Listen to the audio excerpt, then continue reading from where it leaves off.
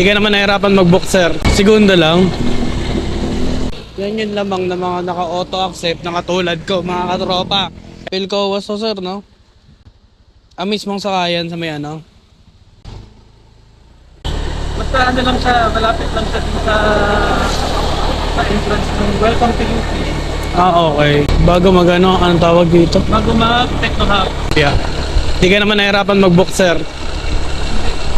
Mabilis. Wala na siguro Palawan. Segundo lang. Yan yung lamang na mga naka-auto accept na katulad ko, mga katropa. Kaya dapat lagi kayo naka-auto accept para mabiyahe kayo, tuloy-tuloy yung kita. Sarap kaya magbiyahe ng auto accept, tuloy-tuloy yung booking.